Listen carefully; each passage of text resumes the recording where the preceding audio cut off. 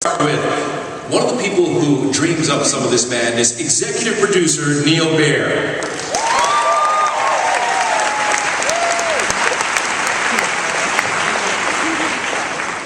You know him as Barbie. Doesn't it feel like he's always carrying people around? Mike Vogel.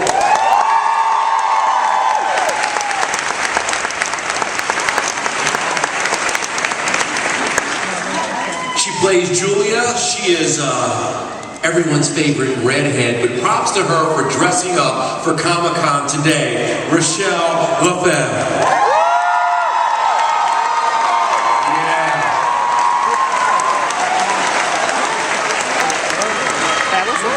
Everybody's favorite bad guy, Big Jim, Dean Norris.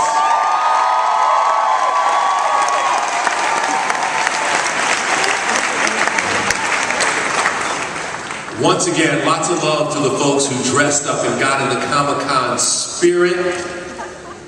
Alexander Cope, watch out, because he'll lock you up in a bomb shelter.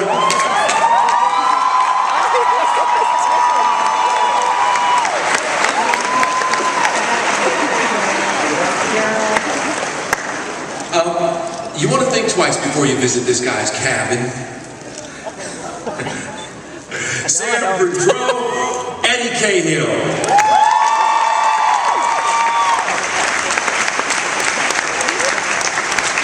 And then last but not least, the ladies' man of Chester Mill, Colin Ford.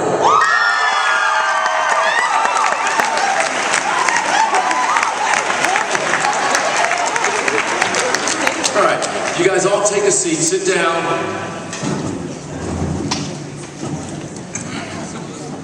And real quick, Neil, I want to get an update on what's going on, so let's start with you. Thanks all of you for coming. It's really great to see you all. And we just finished shooting last Friday, so we know the end of this season, but we won't tell you. We promise. But we are going to tell you a couple of really cool things. We're going to show them to you. We're going to show you 2 clips from episode 7. Now I know some people have told me that they think that Big Jim has gotten a little soft, maybe, you know, he's chosen and he sees himself as kind of the god of Chester's Mill, but we'll show you the other side again that you like. And then we're going to show you a clip from episode 7 as well, where, you know, we take a leap of faith. So let's see what that shows us. Is there something you need to tell us? It's been nice knowing you. Very appreciative of the opportunity. Hi, Sam.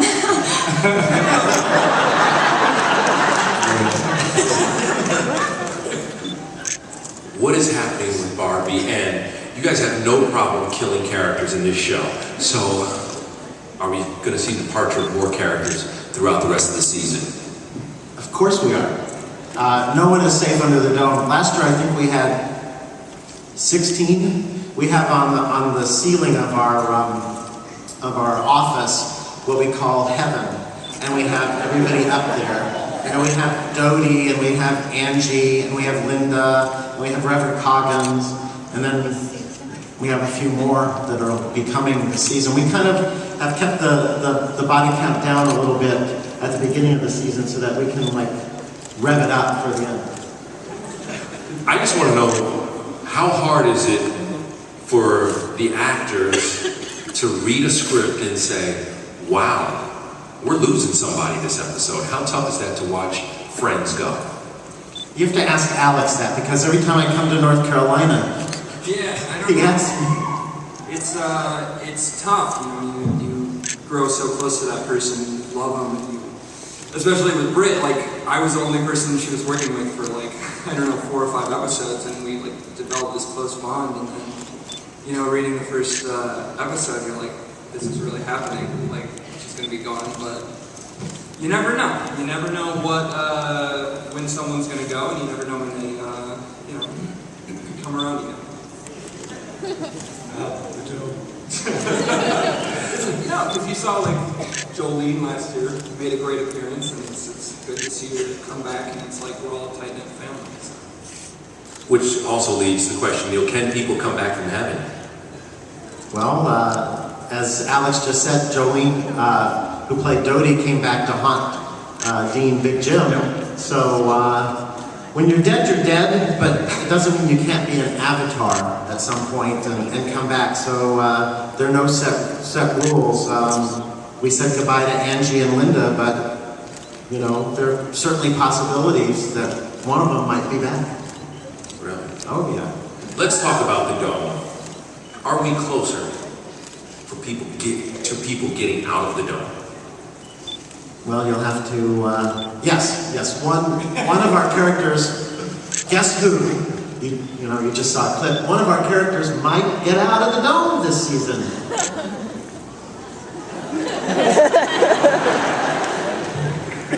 Literally. Literally. Yeah, I think it's fun. You know, a lot of people said, how do you maintain a show under a dome year after year after year after year? And you know, they've come up with a really exciting and interesting way of broadening the scope of our world. So I think everyone's in for a real treat once it happens. I think also the writers have done a really good job of conveying that, like, for some of these characters, the dome is really not their biggest problem.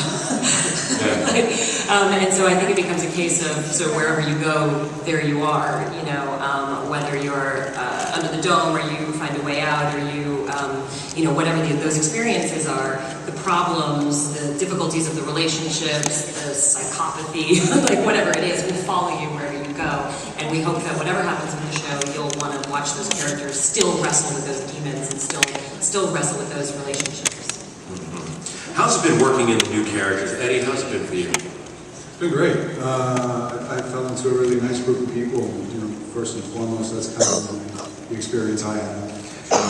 You're new, you don't care who gets killed, right? No, yes. I read the script and go, oh, better him than me. Just kidding. But it's been a lot of fun working with everybody. It's great. Yeah, it's been great. And, you know, we had the good fortune of shooting in Wilmington, Carolina, which is a beautiful place to be. But no, I couldn't be happier to have been paired up with this crowd up here. It's good people. All right, let's talk about a couple of subjects. First of all, will we find out what Angie saw in the locker before she died? Absolutely.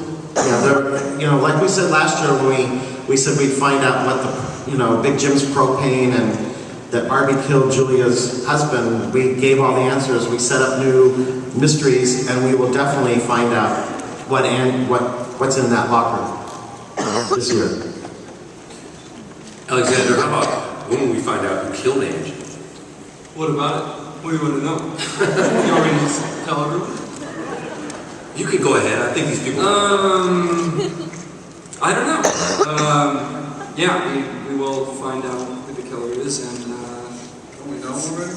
Well, we kind of know all that. Last episode we set some emotion. it's hinting at, but it's It was Julia. yeah, all along. But She's young and pretty, I guess. Right. But yeah, more conflict and fighting and attacking each other is coming later in the episodes. So revenge might be taken. Oh, for sure. We saw, you know, at the end of the last episode, Julia's making tea very innocently and sweetly and offers Sam honey and doesn't see that something got very exposed on his chest, and she's turned around and she's stuck in this house with Sam. Not a good thing, maybe. Sam killed Angie. Dean, let's talk about Big Jim for a second. And will he and Junior ever get along? Will they ever see eye to eye? There's been a lot of conflict in this series. I keep trying, but you know, he's a tough kid to raise. You know, that's part of the. Yeah, he didn't have a great father. I think that's part of our story is that you know the difficulty of trying to raise a psychopath is. It's complicated. He loves them. He loves them, and yet he knows that he's got some problems. So I I think that's part of the thing that fuels our kind of story arc is trying to maintain a father-son relationship while we both have some psychological issues. That's the pot calling the kettle psychopath. Yeah, megalomaniac. But in a way, Nothing changed. Big Jim's a little bit of a psychopath too, let's be honest. I mean, Big Jim's a little bit of a crazy man too. Come on. Don't judge, man. Don't judge. Just because you don't understand me. Yeah, he has some issues, which is probably why his son has some issues. Hey, Eddie, let's talk about your, it seems like, blooming love triangle. Will we have that? We have a little love triangle for Sam. Yeah.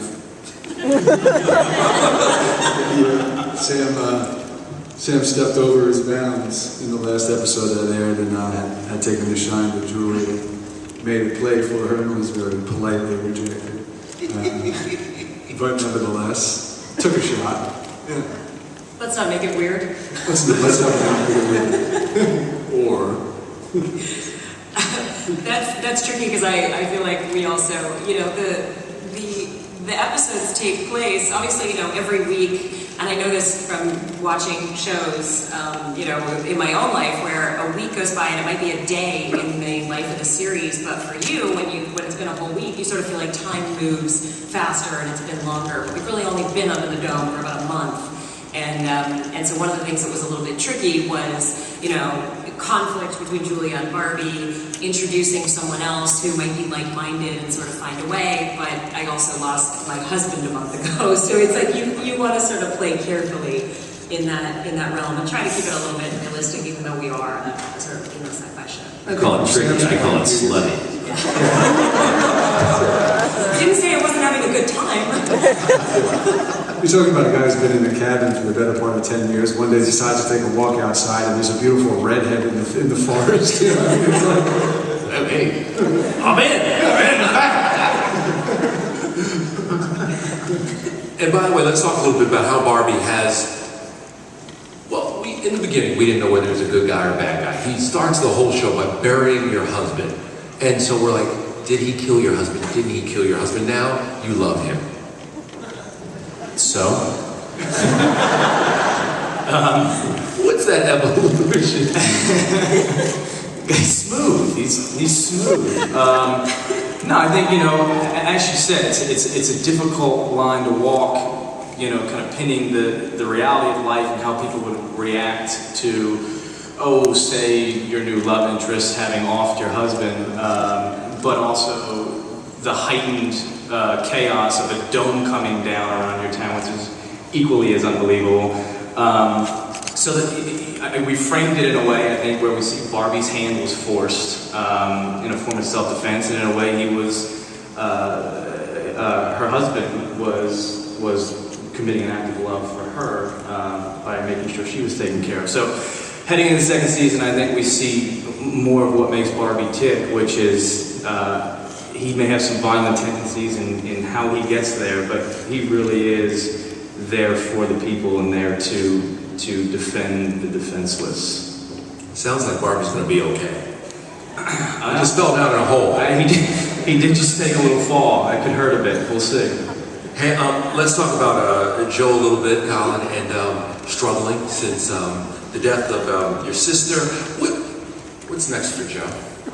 I think just in season 2 alone, after he finds out that Angie's gone, and I think he's angry. I think he wants to know who did it. And I think the whole season, Joe kind of undergoes this transformation period between being a young man to being an adult, and I think that's just a big. I think that Barbie is a huge role model to Joe. Even I think that he provides this example of heroic behavior as well as just bravery, and then being able to just, despite all the bad situations that are going on, just find the good, or if you can't find the good, just move on, because that's what we have to do in this situation. I think that he gets a lot of those notions from Barbie.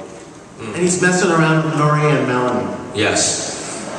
He also spends most of the show running around with a tablet trying to get emails so that he can respond to his millions of Twitter followers, but he can't get email in there.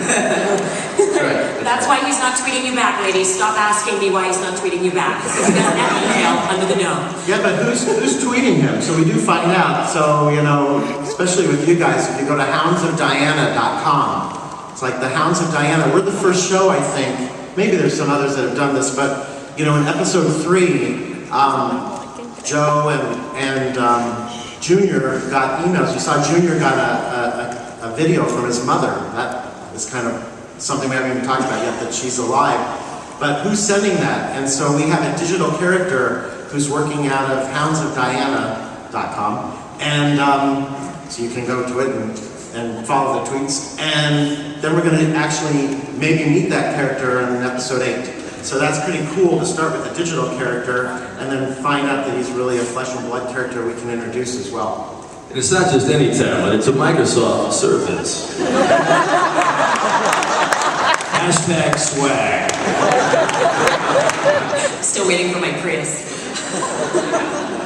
How has it been? How's the evolution of the show been for you? Because in the beginning, it was really an unknown entity. The people down in Wilmington, North Carolina turned out in force for the premiere. We're so excited about it. Now you go back to the second season, they know the characters, your faces have been all over. How have things changed? I'll let each one of you answer that. Alexander Smiley, go ahead, you go first. This is like my first really big gig, and it's been just such a whirlwind and amazing experience. And you know, the first season, like people kind of vaguely knew who I was, and then it premiered, and then it was just like coming back this season, it's like everyone, some people just freeze up and they're kind of staring at you. Airplanes kind of get awkward because people are subtly trying to be in the seat over, sticking in it. And then I'm looking at them after I'm reading a book, and I'm I know what you're doing, come on. So it's great though. Everyone has such a great positive response to the show, so yeah. And after this, it's going to be insane. Colin? Just as far as being in Wilmington, I don't know. I think the experience is great. I think that filming in a smaller town like Wilmington gives Chesterfield a nice little small town feel, and I think that being in Wilmington is great, and being there for the first season was fun. But going back and being in the same spot for the second season was nice, and working with our same crew in Wilmington was great, and because we had a relationship with them, and they knew how we like to work, and they knew how we needed to work, and how everything needed to go, and it just did. It was really seamless in the second season. Tina, I'll let you answer this one. How important is Stephen King's continued involvement in the show? I'm sorry, one more time. No, I was saying, Dean, I'll ask you, how important is Stephen King's continued involvement in the show? Yeah, it's Stephen King. Yeah, it's awesome. It's real important. I mean, he's such an icon and a legend. It's great to see him on the set. It's great to know that he's got a voice in what happens, and that he kind of helps guide the show. So it couldn't be better, to have him around and contributing. Is it a little weird that he doesn't just scare the crap out of you when you see him? He does scare the crap out of me. Does he? Neil, you had said you had about 3 to 5 seasons worth of stuff figured out in the very beginning. Are you still on that trajectory?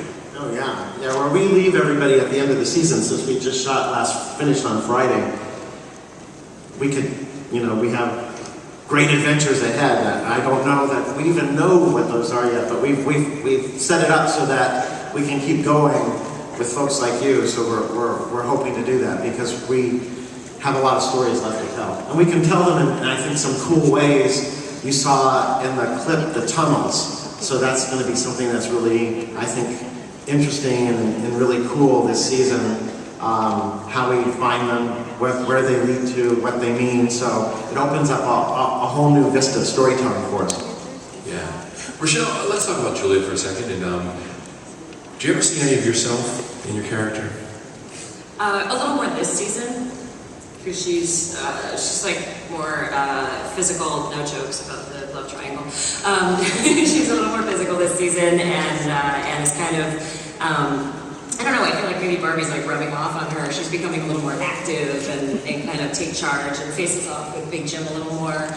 And I feel like my personality is a little bit more balls to the wall, so it's nice to be able to play that. I learned, interestingly, I learned a lot from her, from playing her last year, because she was originally conceived as a character who was extremely, you know, intellectual, and she was the journalist, and I think it took a while for her to put her camera down and let her feelings show and sort of work things out. And if I have a feeling, you'll know. Like, I'm very like, and so it was really cool to play a character who was more contained, and then be able to slowly kind of let her out, so that this season, the more things happen and the more crises there are, the more she really steps up and the more she, you know, has to be able to, I have to be able to hang with the guys, so, to get tough quick.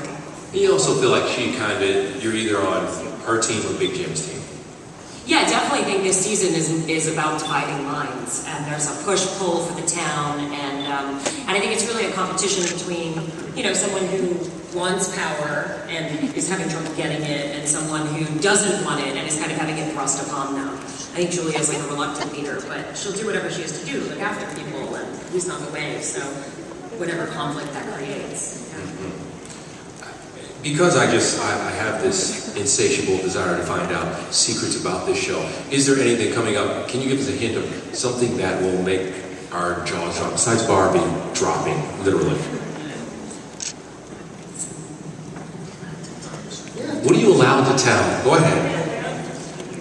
Well, you know, for Barbie, Mike can talk about this a little bit.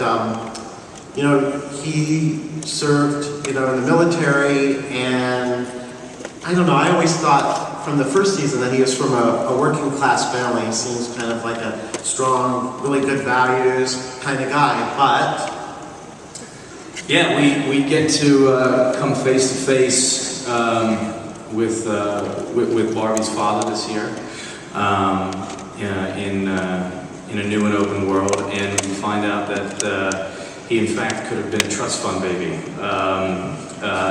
which shows why he's kind of pushed away from that lifestyle, why he went into the military to make a difference from the life that he was used to, the life that he was raised in, and we find out some other familial secrets as well towards the end of this year that I think are going to surprise a lot of people. I also think for those of you who've been tracking the mythology with the hands and, you know, whatnot, Sam, there are, which I can't tell you what, but there are reasons behind Sam's actions and motivations that tie very closely into the dome and its whys and whens. He's not just a crazy psychopath, is what he's trying to say. Right. He's not just throwing axes around for fun. Big Jim publishes a book of poetry. What would it be called? I can't tell you, that's the secret. Okay. Die. I think that something that's really cool too is that I think it's something that we didn't see in the first season. You know, there's a couple of those looming shots of the dome and the helicopters surrounding the outside world, and I think that one of the questions for me, just as, you know, enjoying the story, has been, you know, how is the rest of the world reacting to the dome?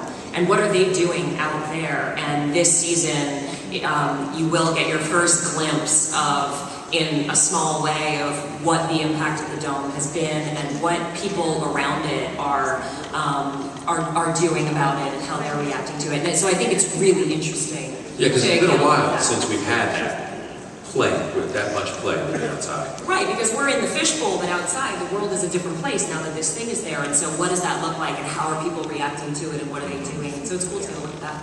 All right, let's have a little fun and take a few questions from the audience. They're powwowing. Okay, come on up. And tell us your name first and where you're from. Hi, my name is Maria, and I'm from La Fuente. And thank you all for coming. Rochelle, I love your costume.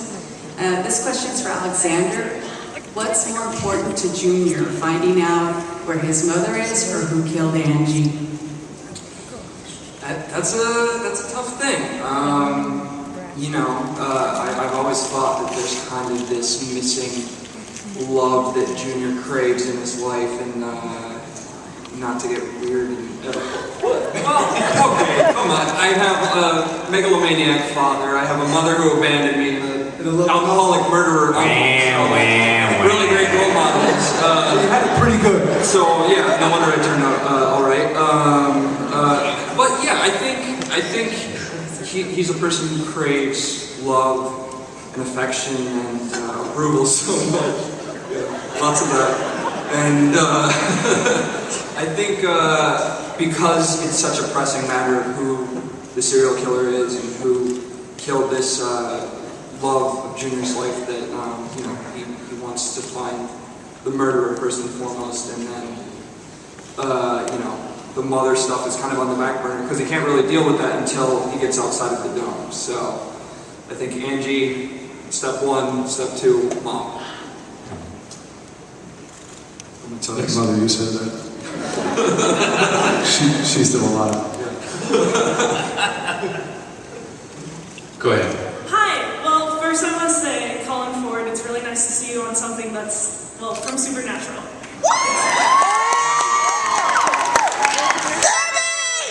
My question, though, is for Junior, I guess, or Alex, sorry. Will we ever see more, will your character ever be reprimanded for what you did to Angie? Because we saw it with Big Jim, but he kind of shoved it under the rug, and it wasn't really, no one else has really done anything, and I feel like Angie hasn't gotten justice. So will we see that happen later, or? I think, in a way, Angie's death is one way he's reprimanded. I think it's a terrible, tragic thing for him. Yeah, it really hurt you that she died. Yeah. But yeah, I think more misfortune and bad stuff is going to happen to Junior, as it does to everyone on the show. But Junior specifically keeps getting the shit end of the stick, I guess. I don't know. So yeah, you'll see more of painful stuff headed Junior's way. Yeah. More of those pain Junior shots, those close-ups of Junior and that angst. Yeah. Go ahead. Hi, I'm Courtney and I'm from Kansas. And my question is for everybody. I just wondered if you were going to be trapped under a dome in real life and you had to choose someone to be there with you to help you figure it out and everything, who would you choose? Let's start. One person? One person. Colin, you go first. You go first on that end. Go ahead. Me? Yeah. I would take my best friend Garrett. Garrett, if you see this, I love you. I would tie my kid to my wife and try to take them both.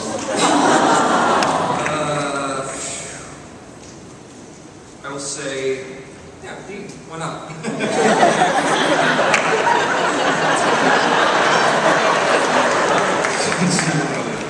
I think Britney Spears.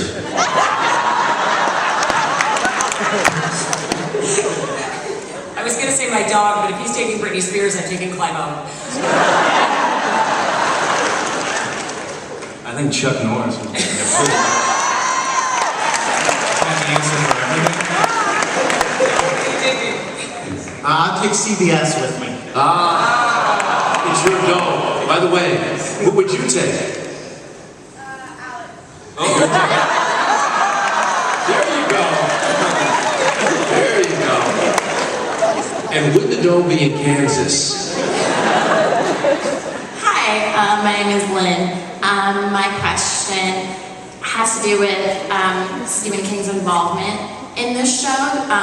Since he wrote the book that the show is based on, does that mean that his current involvement is going to keep the series in a similar direction or not?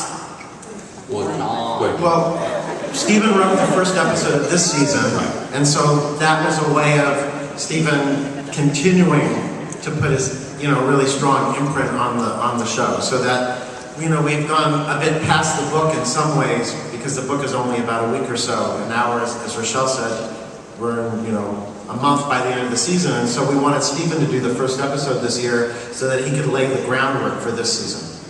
And that kind of goes back to the thing you talked about of having a plan for 3 to 5 seasons worth of stuff beyond the book. Literally on a plane, I grilled Neil about this when we were going to Wilmington, and I was just like, dude, how are you going to go on beyond the book? Yeah, and we talk to Stephen all the time. So Stephen lives in Maine, but we talk to him and he reads every script, and he loves it when we kill a character. He wants us to kill more, so it's like, wow, So he was very happy by the end of the season. But he looks at every script and every cut, and so we have a great collaborative relationship with him, and then also the folks at Amblin. You can't, forget about Steven Spielberg and his group too. So they're very involved as well. So it's a really great combination to work with when you think of Steven in pop culture, you think of King and Spielberg, and we've got them both. So we're, incredibly fortunate. Does everybody up here get along with Stephen King? I just want to get a heads up on who may come and go. Okay. Would you risk not getting along with him? I just don't want to see you die. That's all I'll say. For someone who writes such dark, and often darkly comedic material, he is really impish, fun, Disturbingly normal. very nice guy. Yeah. That's because you wonder what's going on upstairs. Kind of scares you a little bit when you're looking at him. You're trying to figure out what's going on behind those eyes. Next question. This is a question for Rochelle. When I first started watching the show, for the longest time I was racking my brain wondering, where have I seen this actress before? Then it hit me, oh my gosh, Victoria from Twilight!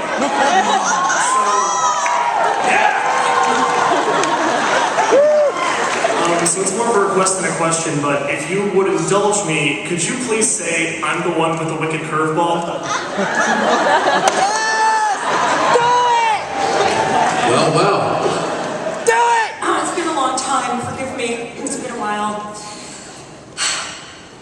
I'm the one with the wicked curveball.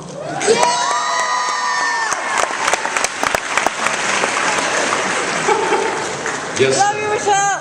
Wait, really quick. Are you Hunter S. Thompson? Yeah. Brilliant. Thank you. Oh, here it comes. There we go. Can you ask your question in character? I can't do the voice very well, so I can't. I could be drunk, but no. This one's for Colin. Is Joe going to leave Nori for Melanie? Because if you do, me and my girlfriend are going to be really pissed. I think that Nori was Joe's first love, and I don't think you can ever really run away from your first love. So I don't think you will. So you never know. You may dream up something. You can check it. Colin, tell them about your vlogs that you do with Nori. The vlogs? Yeah. Oh, Nori, Mackenzie, and I will shoot these little vlogs, which will actually be on the houndsofdiana.com website, right, Neil? Didn't say that? Yeah. They'll be on the Hounds of Diana website, and there's these cool little vlogs that we do as Joe and Nori, and we shoot them in different spots around Chester's Mill, and it's usually little experiments that Joe and Nori are doing on a small scale that have a larger meaning for the Dome or for what's going on in the Dome, and you can check them out on the houndsofdiana.com website. And they're just a little bit of fun and experimenting little videos that we make, and it's just kind of gives you a little insight into a happier setting of Chester's Mill, and just kind of the fun experimenting and figuring out what's going on with the Dome. Yes, sir. We have time for one more question. Hi, I'm James from Brazil. I want to ask Neil, as you know, the series will be released in Brazil this season, and I want you to help me to tell Brazilians why should they watch Under the Dome. Because it's thank you for, we love that, we see a lot of tweets from Brazil. I wish we spoke Portuguese because they write them in Portuguese, but I guess we can translate them. I think the show is a parable for our times, and this season particularly, we looked at how all of these guys have not really taken as good a care of Chester's Mill as they might, and so you've seen the caterpillars that have been munching on everything, and the blood rain, and pretty soon Big Jim has to come in and do some saving of his own, for some big climate changes that are coming. So our show is really about how do you get along when resources are scarce? How do you work things out? Can you have a democracy if resources are limited? And how can you keep getting along when we're under a lot of pressure and we're running out of fuel and things like that. So it's a parable for our times without telling people what to think. We just show what our characters do. And we do a special episode where we replay the World Cup that we beat Germany. Did Brazil do better?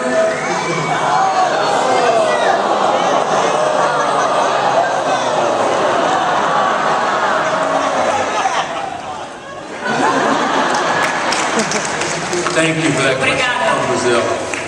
By the way, Under the Dome was the biggest summer series in 21 years, and it's a lot of that is because of the people sitting right up here, also Stephen King and Steven Spielberg, and Steven Spielberg also involved with another hit show now on CBS this summer, Extant, and we want to give you a little bit of that real quick.